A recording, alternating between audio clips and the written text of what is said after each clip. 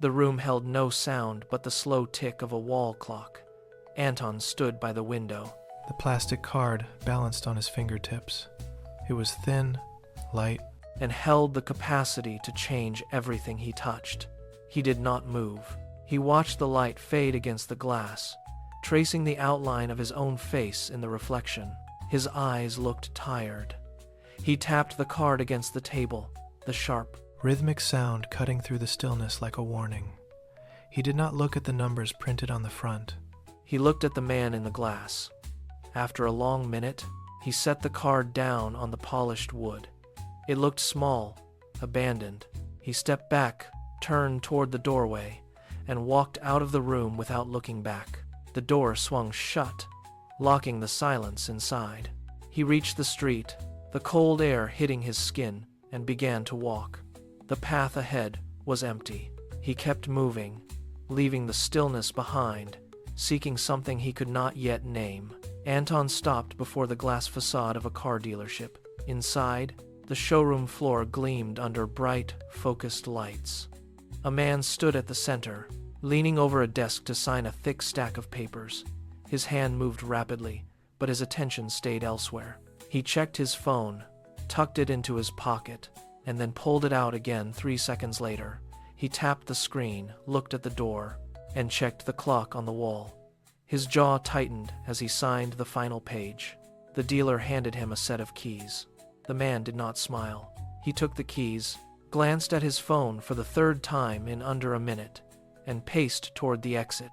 Anton watched him pass through the glass doors. The man looked at the keys, then at his screen, his shoulders hunched as if expecting a blow. He climbed into the vehicle, locked the doors, and sat motionless. He looked like a man waiting for an alarm to go off. Anton stood on the sidewalk, watching the engine start, then turned away. Anton walked until the noise of the city became a dull hum in the distance. He turned into the park, where the trees blocked the harsh glare of the streetlights. He found a wooden bench, weathered and gray, and sat at the far end. Next to him sat an elderly man. The man held a book with a frayed spine, turning the pages with slow, steady fingers. Anton watched him for a long time. The man had no wristband, no phone in his pocket, no ticking device to track the passing seconds. His breathing was deep and rhythmic. He did not look around. He did not check for notifications. He did not shift his weight with the nervous energy Anton had seen back at the showroom. The man simply existed within the space of his book. Anton looked at the man's hands, then at his own empty palms. The silence around the bench felt heavy, not with tension, but with weightlessness. The elderly man turned a page, sighed, and closed his eyes to listen to the wind in the leaves. Anton realized then that the man was not waiting for anything. He was not looking for a signal. He was entirely contained within himself. The realization settled in Anton's chest. Wealth was not the car. Wealth was the ability to stop. Anton walked through his front door and locked it behind him. The apartment was dim. He sat at the kitchen table and pulled out his phone. The banking app loaded with a crisp, blue interface. He watched the numbers climb, a high balance that felt less like security and more like a demand. The screen glowed, illuminating his face, and a sudden, sharp thought cut through the quiet. A new watch. He could see it clearly, the polished metal and the heavy weight on his wrist. His thumb hovered over the search bar. He looked at the balance, then at the empty space on his own wrist. The urge was a physical pull, a tightening in his throat. He felt the familiar itch to upgrade, to possess, to signal. He stared at the screen for 10 seconds, then 20. He fought the momentum of his own habits. With a sharp exhale, he tapped the close icon. The screen went black. He set the phone face down on the wood. He sat in the silence of the room for an hour, listening to the hum of the refrigerator. He forced his breathing to slow until the frantic need to buy had drained away. He had the money to act, but he chose the friction of doing nothing. Anton opened his laptop. He navigated to the investment portal, his fingers moving with newfound intent. He set up a recurring transfer, a cold, automated instruction that bypassed his impulses entirely. He clicked confirm. The screen blinked, confirming the schedule. Then, nothing. The account sat there, steady and unmoving. He checked it the next day, expecting a change, but saw only the same static line. He checked again a week later. Still nothing. The process was agonizingly dull. There were no flashing notifications, no dopamine spikes, no sense of acquisition. He sat in his chair, staring at the screen, feeling the weight of the inactivity. He realized that the excitement he had chased for years was actually a tax on his life. This boredom was different. It was the sound of a system working without his interference. He leaned back, closing the laptop. The lack of movement was not a failure of progress. It was the mechanism of his stability. He had successfully removed himself from the loop. The profit was not in the growth of the numbers, but in the total silence of his own mind. He was no longer a participant in the market of distractions. Anton stepped through the heavy glass doors of the mall.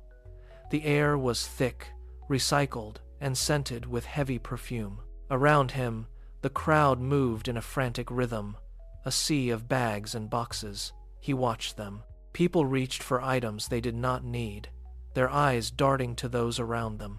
He saw the sharp, sidelong glances, a silent, digital age competition of status. A woman clutched a designer bag, her eyes narrowing as she scanned a stranger's footwear. A man adjusted his coat, checking his reflection in a storefront window with a look of desperate validation. They were all performing, all comparing, all measuring their worth against the labels on their backs. Anton stood still for a moment, an island in the current. He felt the weight of their judgment, a palpable pressure to join the hunt for the next upgrade. He did not blink. He walked past the jewelry kiosks and the glowing display screens, his pace steady, his gaze fixed on the exit. He found the grocery stall near the back. He picked up a single loaf of bread, felt the crust's rough texture, and paid with exact change. He turned back toward the doors, stepping out into the cool, quiet air. He was empty-handed, and for the first time, he felt entirely invisible. Anton arrived home and placed the bank statement on his kitchen table. It was a dense grid of numbers, a map of his past year. He sat down and pulled a pen from his pocket. He began to highlight the entries. He traced the lines of his spending, watching the narrative emerge from the ink. There was the luxury watch he had bought to signal his status to colleagues. There was the impulsive subscription he kept only because others had it. He looked at the frequency of the charges, the timing of the withdrawals, and the patterns of his own insecurity. He saw the fear of being ordinary screaming from every debit column. He saw his pride, a heavy, expensive weight that had dictated his choices for years. The room felt smaller as he stared at the paper. It was not just a list of costs. It was a catalog of his desperate attempts to outrun his own shadow. He touched the paper, the texture rough against his fingertips. He realized that every item he had purchased was a shield he had built against the world, and now the shield was transparent. The truth sat on the table, cold and undeniable. He did not look away. He let the weight of his own vanity settle into the quiet space of the room.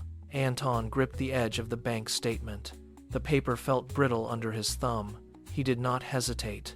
He pulled his hands apart, and the sound of the paper tearing was sharp, cutting through the silence of the room. He tore it again and again, reducing the grid of numbers to jagged, meaningless fragments. The act was rhythmic, a deliberate dismantling of the life he had been expected to lead. He watched the pieces flutter to the floor, settling like dead leaves around his feet. He looked at the empty table.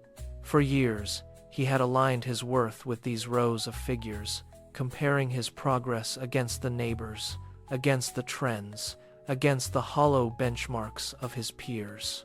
That connection snapped. He stood up, shaking his hands to rid them of the paper dust. He felt a sudden, sharp surge of power, not the kind that comes from acquisition, but the kind that comes from subtraction. He did not look back at the mess on the floor. He walked to the window and looked out at the street. The neighborhood remained the same, but the grip it held on his mind had dissolved. He was no longer a participant in their race. He felt his pulse settle, steady and rhythmic, entirely his own. Anton moved to the center of his living room and sat on the floor. There were no boxes of new gadgets here, no stacks of unread magazines, no clutter demanding his attention. He looked at the walls, bare and clean, and felt the space breathe. He checked his memory for debts, for the lingering phantom of interest rates, but found only a blank slate. The financial weight that had defined his morning was gone. He reached out and touched the hardwood floor, feeling the cool, solid grain beneath his palms. He realized he had reached a point where the desire to impress others had simply evaporated. It was not a struggle to let go. The need had lost its shape entirely. He looked at the empty corners of the room. A month ago, he would have seen spaces that needed filling with furniture or art. Now, he saw the value of the void. The absence of items was not a lack of resources, but a surplus of peace. He shifted his weight, his back straight, his breathing steady. The room was silent, and for the first time, he did not feel the impulse to fill that silence with a transaction. He was static, unburdened, and entirely present in the stillness of his own home. Anton looked up toward the wall. The clock moved with a faint, mechanical tick that seemed louder than before. He watched the second hand sweep across the face, marking time that no longer needed to be converted into productivity or status. He realized then that he had reached the horizon of his own desires. He had enough. The thought was not a conclusion reached through calculation, but a simple, physical fact that settled into his bones. He checked his breathing, long and slow, the rhythm of a man who no longer had anywhere to rush. He shifted his gaze from the clock and let it rest on the pale light of the late afternoon filtering through the window. There was nothing else to acquire, no upgrades to chase, no hidden metrics to satisfy. The room remained perfectly still. He let his eyelids drift shut, the heavy, natural weight of them closing out the world. The silence of the room was complete, pressing against him like a soft, invisible blanket. He did not move. He did not think.